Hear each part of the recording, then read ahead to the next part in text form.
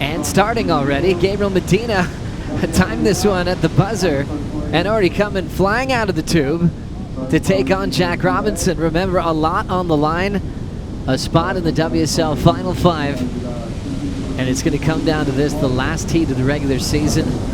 Jack versus Gabe. Iago was hanging on to that 5th spot and did incredibly well to get to the quarters, but his good friend Jack got the victory over him as we get prepared for Robinson versus Medina. Robinson or Gabe Medina can take that Final Five spot.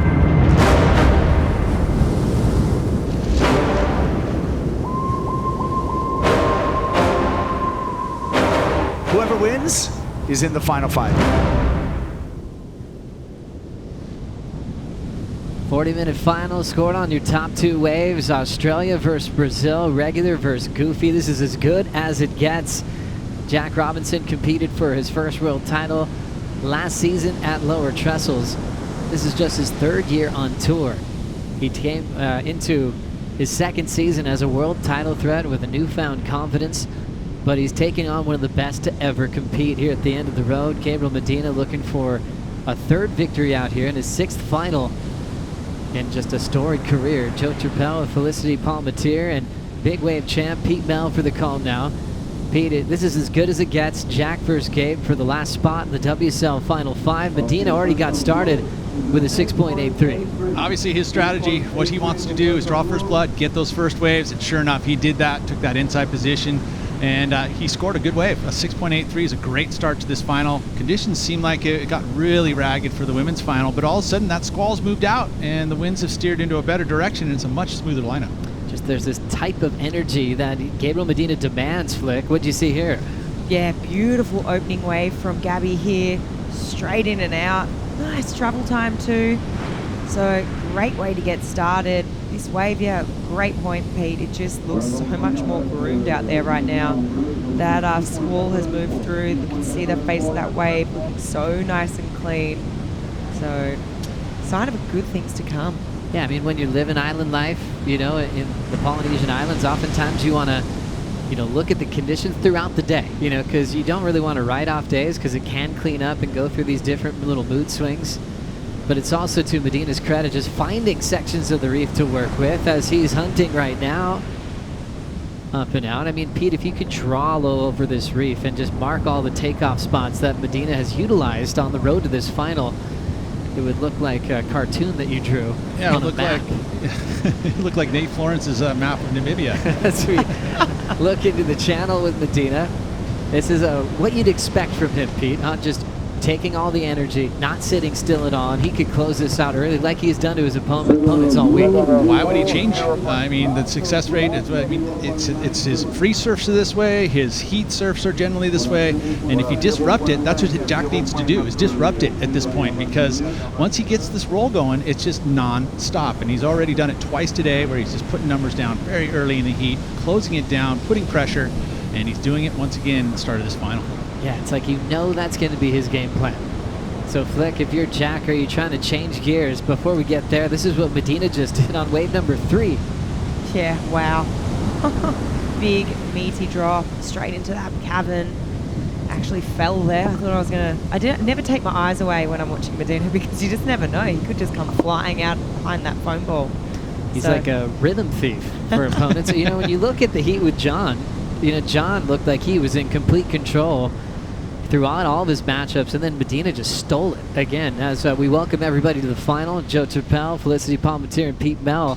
But I was just thinking about out-strategizing the genius out here and what Jack might be able to do, Pete. And maybe, again, we saw Barron kind of try and do it, and it actually worked to his favor at the beginning of that heat because he juked him and ended up fighting for that inside position and ended up getting priority at the very beginning of the heat. And Gabe didn't score anything. So it was good work there. That was trying to disrupt that rhythm is what he really needs to do. And I think Jack was able to do it again in an earlier heat where a big number came out there for Leo. Rolling in and a nice lunge in the pit for Medina. Another successful make as he lays it down. Ollies down the step. Out How much confidence does this man have? 17 CT wins. If he gets the victory in this final, he'll break the tie that he shares on the all-time win list with Mark Richards and Barton Lynch. So fun to watch. Pure entertainment, Peter. And we talked about it earlier. How do you stop this? How do you stop the train? And when he's moving around everywhere, I mean, look, he just found another big barrel. We haven't seen anything like that, and all of a sudden he finds it and then lays into a big hack. Again, showing us just building through an event. That was just underneath and out, so easily made. I'm shook. I think Jack is Totally too. fair. You can see Jack in that shot before having a look at the one that Gabby was just about to take off on, like, uh-oh. Have the conditions improved, or is just Medina's in the water? Medina's in the water. No, it's a little smoother, right? Yeah, a little yeah, bit. for sure. But you know what I mean? It's just got this sixth sense when it comes to reading this wave. He makes it all of a sudden look like it's perfect. The champions will do that. I mean, we've seen it over the years. It started like Tom Curran, MR, and then all of a sudden they get in the water, and all of a sudden everything kind of brightens, and it's exactly what happened here at the start of this final. It literally took a 5-degree turn in the wind and blew offshore again. And that's that. There was a storm out there, and we get that. It happens. A little rain, a little squall goes through. It steers the wind the wrong way, unfortunately, for the women's final. But it turned on for us here, and this is a big heat. I mean, just think about this. This is for a world title. You think about that. Jack has to win. Gabe has to win in order to get a spot in the final 5. I love it. Strider Wazilusi, you got a great view of that last wave at 817 from Medina. How did you like his body language coming out of that too? Yeah, you know what? As he went into it, he was soul arching. He bottom turned and arced into the barrel. I mean, it was just one of those moments of pure confidence that you see. You guys were talking about that the wind had kind of switched a little bit. It hasn't switched that much. It's still howling out the back, but I think the Brazilian storm that he possesses has whipped it around him, and he's creating these waves. It's pretty impressive to watch. I mean, that was a couple of really good waves. I mean, a couple of bangers, to tell you the truth. And it's going to take some work for Jack to get back into this one. Wow, I love that, Strider. So Medina actually affecting the weather pattern here in the final. I mean, he takes that kind of energy out here. He's made finals in so many different ways. Won that crazy year in 2014, maybe the most perfect chopes we've had from start to finish, beating Kelly in the final. Remember, there was a couple days in that, the first 2 days. I mean, it was pumping, and had everybody shaking in their boots as they were going into their heats. It was crazy. I mean, and Medina just had to keep proving it to the world that he was ready to be the best out here. How's that? Airdrop, controls it, pulls into the first section. Medina looks like he still has some room for a moment, and he will get clipped. It's crazy where he can go in a tube. The amount of pumps he takes is like he's on a roller coaster ride with the Lions as he is adjusting with the foam ball. What are the odds of how many waves he's going to ride in a 40-minute final? Maybe 25? I mean, for a 40-minute final, the last thing you want to do is give Medina more time. And he's already got an 817 and a 683 flick. Oh my goodness. I think it's just, I'm going to echo what Pete said. You don't want him to get on a roll, and this is exactly what's happening. This is the replay. Such a late drop there. He sticks it, gets up underneath this one, and just keeps driving down the line. I thought for a second we were going to see him fly out of that one. It just seemed like it was going to happen. Yeah, it right? did. I don't understand how it didn't happen. I mean, because he was drawing on the right line. He had everything going for him. He was pumping through it. There's clean water. Maybe he didn't pump in that situation. And, I mean, that's the thing about, we talk about the foam ball and how dangerous it is. If you're not going super fast and flying over the top of it, you can just fall through a trap door. And that's kind of what felt like it happened there. And I love how spontaneous he is. When you break down his technique and how he gets into position and how he takes drops. I mean, every wave, he's just trying to be in the moment, Pete. 100% he is. And, the body English, the soul arch, those aren't things that he was trying to do. He's not just like, I'm going to soul arch. It called for it. It was something where he had to kind of have that kind of, it was almost a stalling technique by soul arching, because he's absorbing energy to get deep in the barrel. And you do these subtle little things that happen just to be able to maximize the barrel time. And he's been doing it innately. It's literally just something that he's just kind of figured out just by surfing the beach rakes at home and then applying it here. 30 minutes left in the regular season. Gabriel Medina controlling this final so far against Jack Robinson. Winner moves on to the Rip Curl WSL Finals to compete for a world title in September. The thing is, if Medina wins, he'll actually jump up to the number 4 seed and push Chianca down to 5th. If Jack wins, he'll be that number 5 seed this September. Waiting period starting on September 8th. It's just a one-day event. Pick the best waves from the 8th through the 16th, and I think Medina's trying to fulfill his goal from actually a year ago.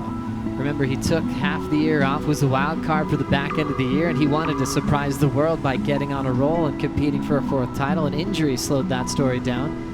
Going to the air in Brazil in the heat against Callum Robson. So the beginning of the season, he kind of tried to make it special. And just go, I'm going to make it dramatic at the end here. Yeah, I mean, you know he did do that, but it's, probably a fitting moment just chasing as Medina's up again.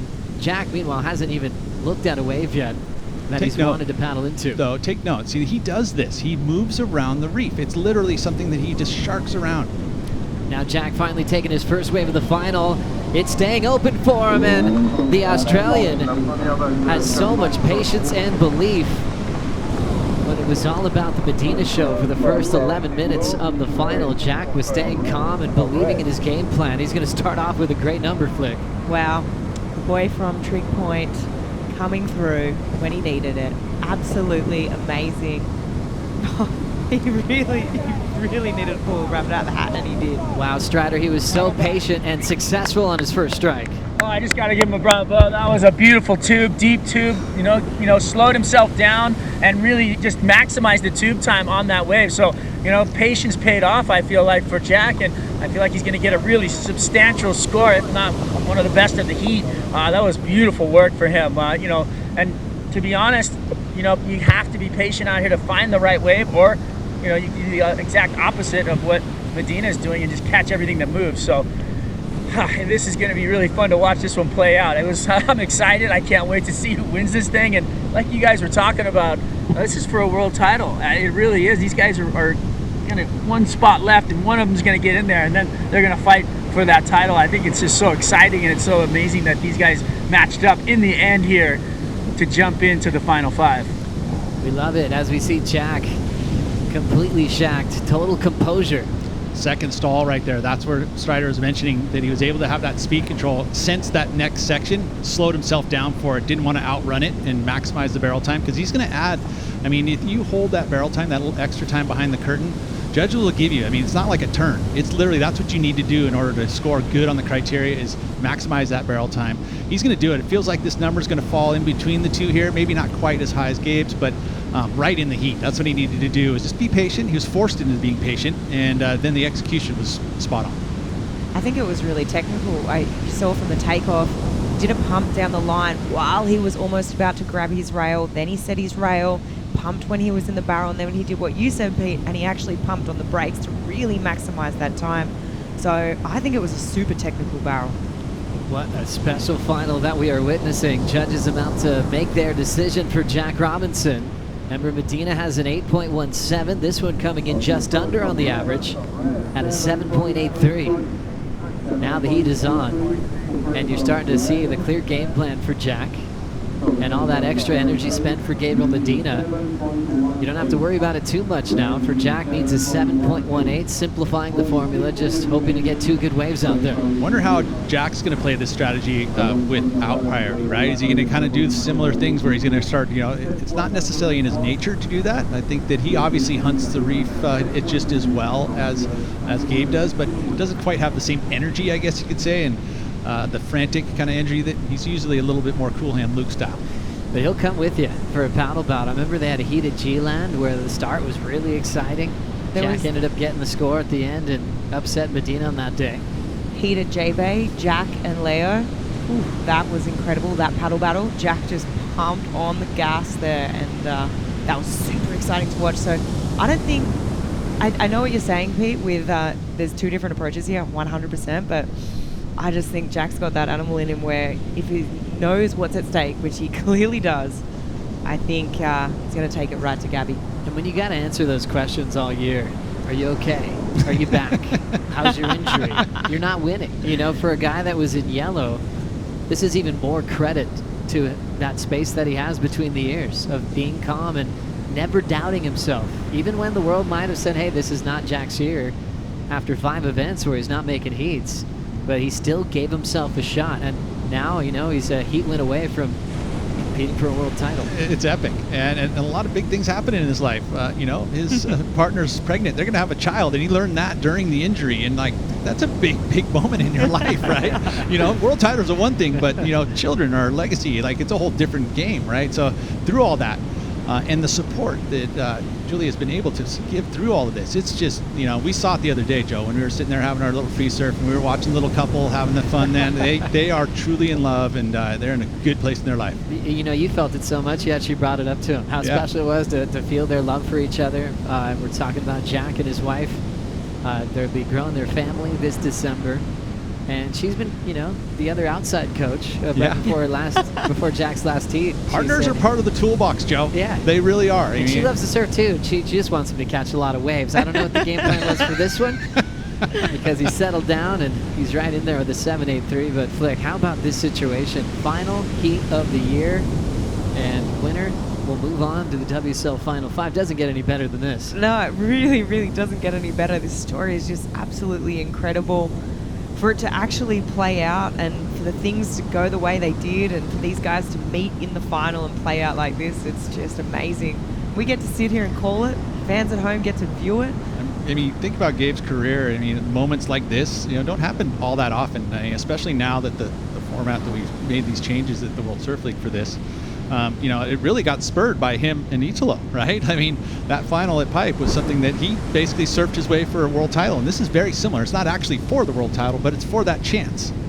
So, he's had that experience where Jack probably hasn't had this big heat experience right now where it's just everything's on the line. This is a big moment. And that was a tough one for Medina, having such a great year and having to come down to a final at Pipe, and then Italo won his world title in 2019, and it hasn't been just that year for Gabe, where he's come very close to a world title showdown. There's been years where outside surfers out of the title race played spoiler. Jeremy Flores a couple times, and Jeremy would even say, hey, I want to see the best in the world compete for the title.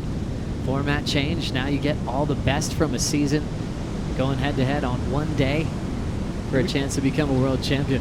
We don't really get, we're just now seeing how this is unfolding, right? With the mid-season cut, and how stressful that can be, and having to see all the performances lift in that moment in the year. And now we're at this season, we're all the way to the last heat of the season, and we're deciding still who's going to be there. Some of his world title years, a couple of them, he started with a spark at the halfway point of the year. This year kind of models that, which was actually surprising, because Pipe used to be the finale, and usually he owns that event with multiple finals and a win. This year was just a lot of nights to kick off the year, 4 in a row. That's losing the round before the quarters. Ethan Ewing took him out 3 times this year, Griffin twice this season. Finally won at Margaret River for the first time in his career, as we see an up and out from Jack. Just remember that we're having that tide moving out, right? And one of those things that happens is that you subtly move up the point. That current, the whole ocean's moving, so you don't really even notice that you're moving. And it just kind of gradually, and as water moves and sets come in, you kind of just, whoa, all of a sudden you're too deep, and you got to adjust. And so we saw that in the afternoon yesterday, and we'll probably see that today. Yeah, that's been a similar flow throughout the late days as well. You're just sitting there, you'll feel yourself get sucked up the reef.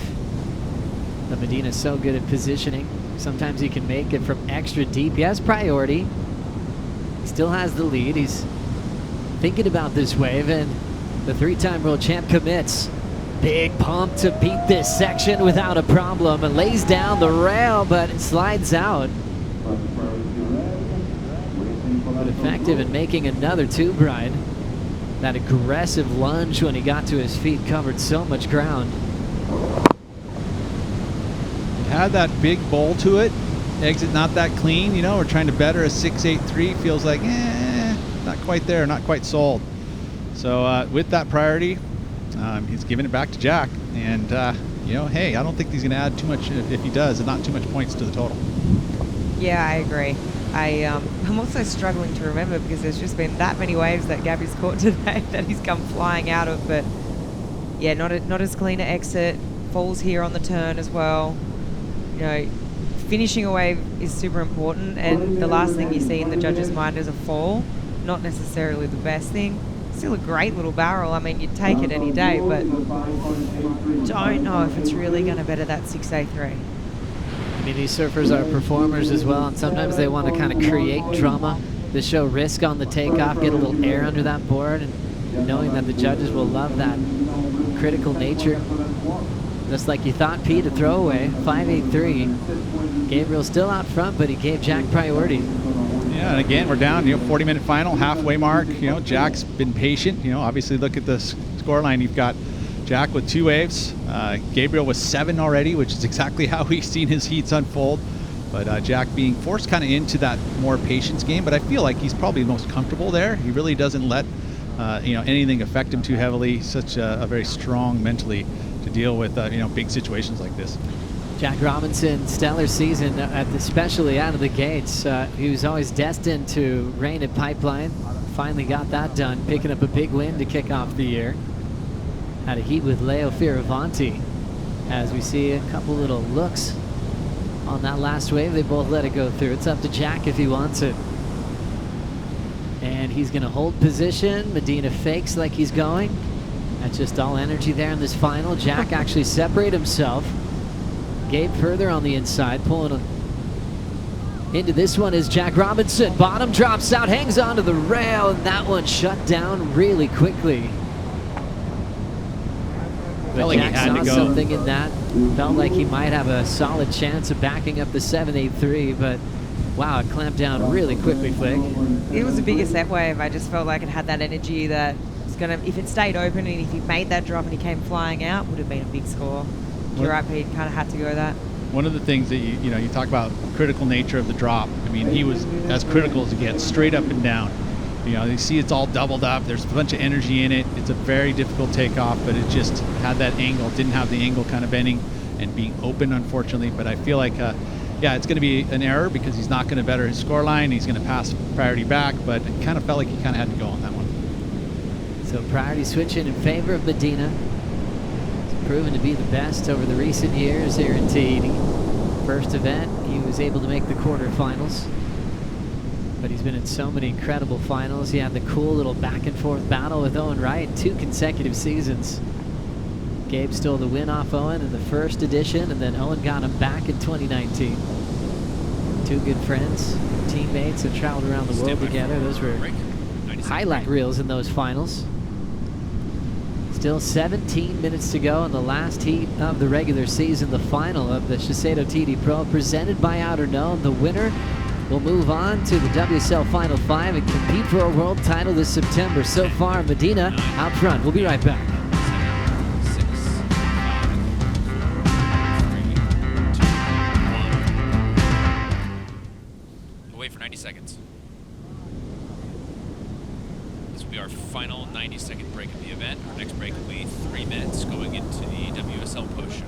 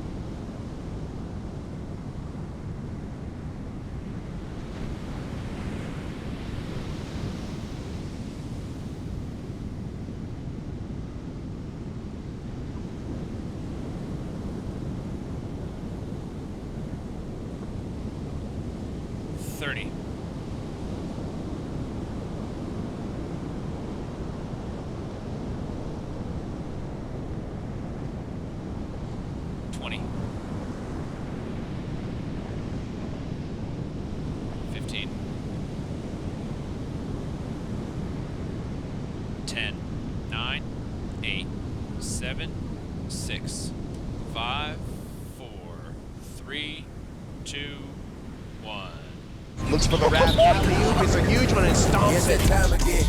Leveling up, doing my thing. Yes, that time again. Defending the title, king of the ring. It's that time again. Don't wanna win, I'm cutting you off, cause it's that time again. Yeah, it's that time again. Yeah, it's that time again.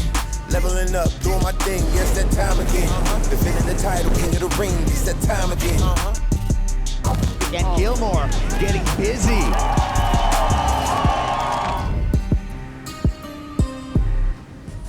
Excited for the Rip Curl WSL Finals. The stage is set. We already have the top 4. We're working out the 5th seed. Right now, Medina or Robinson will be there. If Gabriel wins this final, he'll actually take the number 4 seed off of Chianca. That means he'll start with priority in that all-Brazilian battle this September. If Jack can come up with a win, he will take the last spot. Chianca will stay in 4th. Jack would be in 5th this September. Robinson chasing a 7.18 now. See if he can compete for his first world title. Medina's there. He's competing for a 4th world title this September. 14 minutes to make the decision here in the final here at Teahupo'o. Joe Turpel, Felicity Palmatier, Pete Mel for the call. Gabe still out front. Jack hoping for a 7.18. Story of high energy to start off this heat from Medina. And the patience for Jack Robinson. And a wave he probably had to go on. Kind of hard to call it a mistake because it shut down on him. But still chasing just a 7.18, Peter. Yeah, and very much in this heat. He really is. And especially with the momentum early from Gabriel Medina. I mean, he basically posted 15 points, first 8 minutes of this heat. So that was what he's been doing strategy-wise. He's been executing it each and every heat from the very get-go here, knowing full well his goal, win this thing, and he could maybe see himself in the final 5, and he's got that opportunity. I sort of think that this lull and sort of break in energy here for Gabriel could maybe work in Jack's favour. Needs a 7.18. Gabriel obviously working with that momentum throughout all his previous heats here so far at the Tahiti Pro, but this could work with Jack. Jack's liking the patience game. Maybe put a break in that momentum to Gabby. Jack is no stranger to those sort of buzzer beater moments. I think he had one not this season, last season in Margaret River Pro against John Florence in the final, and then backed it up again against Gabriel in the final at G-Land. Pretty sure with a buzzer, was it a final? It was the final buzzer beater moment against Gabriel. So doesn't let those pressure cooker moments get to him. As we look at Gabriel Medina pulling into the first section, stalling aggressively to try to get more out of the pit. Not a big alley-oop that he lands on the back of the wave. He made that, but... However, he didn't ride out of it. Good call, Pete. But gosh, that's impressive. His board was just glued to his feet there. Wow. And he wasn't even too concerned, I think, with riding away. No, it was literally, he knew about the barrel, right? It was he wanted to maximize the barrel time here, and he knew it wasn't deep enough, really. And the alley-oop probably could have helped solidify a little bit, but again, just landed inside edge. Nice, stylish kick out. One of the coolest kick outs we've seen all event long. And again, just a different style to try and stall for a barrel. The kick stall, and wow, that was pretty impressive as well. But lands on that inside edge. It's just a glorified kick out. So funny, man. Anyone else that made an air like that would definitely not be like, I'm going to kick out. I mean, you'd ride out of that, no worries, and be talking about it at the pub for the rest of your life. 100%. I mean, you got so much loft. I mean, Strider Medina always reminds us that this is actually a great airwave. Well, I think that one would have won the Commentator's Cup for sure. Yeah, it's going to be a throwaway. It's a throwaway, but it's so impressive to watch it. I mean, just, the agility that someone has within their, arsenal. It's just insane to watch him pull things out of nowhere. Just the style at the bottom of the wave. His body's naturally reacting to all these waves and the way that they're curling over him and what he needs to do. It's just really impressive to watch both of these guys with their sense of tube time and everything that they can do inside of these waves. Gabby on another wave, just taking a look, probably his 55th wave this heat. We'll call it 9, but still. I mean, it's just it's super impressive. This has been really fun to watch, and I really like the patience that once we go into priority, these guys are kind of sitting there waiting for that right wave, and then the other guys hunting around. I feel like they both are kind of have the same game plan, but I think Gabby's just been a little bit more effective.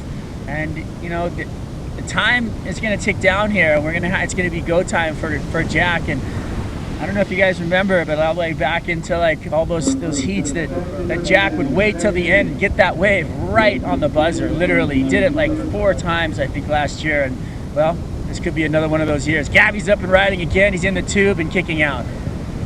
Good man, Strider. Yeah, we've seen Jack do that so many times. He did it a couple times at G-Land, specifically to Toledo, to Medina. He just has that belief that he can always get the score if he's got time on the clock. It's incredible to see him do that so many times in an unpredictable ocean.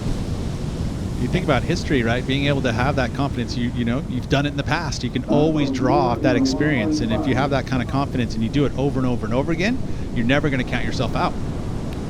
It's true, and I don't think we can really emphasize this enough as we see the channel there. The energy from Leandro Dora, who's in Jack Robinson's camp. That was a tough one for Leandro when Jack had Leandro's son Iago in the quarterfinals. Bemi as well in the corner for Jack. Andy King out there for Medina, and a lot of friends that he brought to Tahiti this year. But the point I was making, just the track record for Medina at this venue. 2014, a winner, runner-up in the final 2015. Third in 2016, losing to John with a 10. Final in 2017. Winner in 2018. Runner-up in the final 2019. I mean, I don't know there's any surfers that have really had that streak at any other event in World Surf League Championship Tour history. I mean, it's that impressive. It is very, very impressive. And as a matter of fact, I mean, even before that, he still had success here, right? Right. But ultimately, he's taken what he's learned and just gotten better and better and better. And I mean, this is one of the most, you know, to me, bulletproof Gabriel Medinas we've seen at this event. I mean, he looked very unbeatable. He was, you know, mowing through very first 10 minutes. He only needed 10-minute heats, and he was going to post 16 points. Can this guy ever get exhausted? Gabriel Medina in the quarterfinal. I mean, there was a lot of energy there just seeing the matchup against John. He caught 11 waves to that victory. Semi-final against Barron, he caught 17 waves. And he's already has 10 waves in this final. That's 38 waves ridden today on finals day. And Jack Robinson lunges into the pocket. He's got some speed to guide him towards the exit. Robinson makes it. Throws down a backhand carve. And now nice calm celebration from the Australian, chasing a 7.18 for the lead. Wow. Right before that, you could just see how much space there was in the lineup between Gabby and Jack. Jack holding strong, knowing that he was in the right position. That wave came through, so much composure. For me, when he took off, he was looking so deep. And here you go. Replay so deep on this wave. Look at him pumping down the line. He did at least 2 pumps there just to make it out of that one. Followed us up with a carving maneuver, little fist pump. He is liking it. Watch this as he's in this barrel. Let's see if we can see the foot adjustment. As he goes into this next section right there, he actually, if the other angle, you can see he actually put his back foot further back, almost bracing himself, knowing that there wasn't going to be the clean exit, and he like set up for it, knowing that it was going to be something that he had to push his way through. Looking at his top angle here, right back there, he actually put his foot back, and just that's why he was able to just have all that extra stability. And to me, it feels like an easy one to turn the heat. It's just, it was impressive. It was technical. He was deep. All of it. There was that wow factor. All of a sudden, you're just like, whoa, how did he make that? There's the foot back. See how he just did that little shift and put himself in perfect position. Adjustments, those little subtle things, those aren't things that he's thinking about. He just does it, right? And it's just, instinct. The art of tube riding. There's a lot more than just set it and forget it. You know, for Jack, he does so much, especially backhand, the way he sped up once he makes that adjustment. That stall to start, then he really had to go. I mean, for frontsiders, you can kind of see that ability to kind of lunge into the next section. To do it backhand is just incredible. It's a whole nother art. It really is. And Jack's been doing it for a super long time too, right? I mean, think about his first times here. It was, what, 14, 15 years old? You're talking about his early teens. And he was impressive then. Like, the very first time he got to visit this reef, he was not scared. He was doing the exact same thing, just deep, late drops, you know, had that ability on the backhand to be able to read this lineup, and it's been impressive for, you know, now here at 25, surfing for a spot. Man, what a journey. I'm so excited to see these scores come through, see where the judges go. It's just, this is the kind of heat you want to see. I mean, the way this played out, they both matched up, and now we've got a real heat on our hands. Late takeoff for Gabriel Medina. Big section, sets his line. It's staying open. And somehow the foam ball gets a hold of Gabriel Medina. He's still watching the end section there just in case he pulled off a right. miracle, because when that thing puffed and breathed, there was some space in there. What a big attempt. And we kind of been talking about this through the event, how rarely Medina actually falls. He's had a few wipeouts throughout finals day, going through some clamping closeout sections as the score is in for Jack. 7.83 and the lead change, and with priority, with 4:35 to go. Yeah, it felt unanimous to me. It didn't feel like it was a borderline score, and all 5 judges there saying it was going to be enough. Just ever so slightly, but I'll tell you what, it felt to me, yeah, that was better than the 6.83, and it was better by the 6.83 in my eyes. And there it is, a pair of 7.83s, and right now, but this was an opportunity in a huge way for Gabriel Medina, which we did not expect him to not fall, or to fall there, because he's been so solid. And a nice big set wave. Look at this drop, just in the lip, craziness. Sees that, pumps down the line, and what happens? Yeah, that one filled up instantly. There was a rib you had to go over, and that was a lot of potholes in that one. As we see him just lunge into this section again, the foam ball was just shoving out of the pocket without Medina. And he came close there. That angle shows it clearly, Flick. Man, he was seconds away from making that. Here it goes again. Medina not giving up. It gave me a kind of a flashback of that CJ Hobgood wave that he did make. Oh, kind of rode over some fluffy pillows, as he called it, and incredible. Was able to get a 10-point ride over Julian Wilson a few years back. There was that one. It was like, wow, there's what? How? You know, that was kind of that moment. You had all that, 2 seconds of just like incredible. How did he make that? We've seen that throughout the event. We saw Kelly do it. We saw Jack do it. We've seen Gabriel do it. It just didn't happen there, unfortunately. Gabriel Medina with 2 wins out here. This is his 6th final. So a lot of multiple event champions right now tied with 2 wins with the great late Andy Irons, who beat Luke Egan and CJ Hobgood back in the day. Bobby Martinez, also a 2-time champ in Tahiti. Win over Taj Burrow, and also Frederick Patachia Jr. The best, the end of the road, Kelly Slater, 5-time champion who surfed really well throughout this event. Ended up losing the door on the final wave with the 8. And Jack is looking for his first title out here, which will be an interesting season because he won pipe. Can he bookend it with a win here at Chopes? That's what I'm saying. How crazy would that be? But again, when we thought about Jack and how he would apply himself on this championship tour, these are the 2 stops you're like, oh, slam dunk, right? He's going to be vying for titles there. We didn't know all the other stuff, and all of a sudden he starts winning. He's winning in Mexico. Oh, wow, he's winning in G-Land. Oh, wow, he won all these places that we didn't expect. And all of a sudden that became this wide fact that he's very versatile. He's not just the waves of consequence that he's going to be valuable at. He's across the board. 2 minutes to go in the regular season. Winner moves on to the Rip Curl WSL Finals. If Medina can find a 7.49 or better without priority, he will be the number 4 seed. Chianca will be the number 5 seed. If Jack wins, he will be the number 5 seed, and Chianca stays in 4th. It's coming down to 90 seconds. Jack with the lead and priority, but it is Gabriel Medina. Who's got the lowest heart rate right now in this moment? I know it's not me. Well, Jack, it seems like he's the guy that can fall asleep in the middle of a big crowd and in the middle of the Red Bull Athlete Zone. He can just quiet the noise around him. He can lean into a competitor's intensity and still stick to his game plan. Pocket 7.83s for Jack's total out front.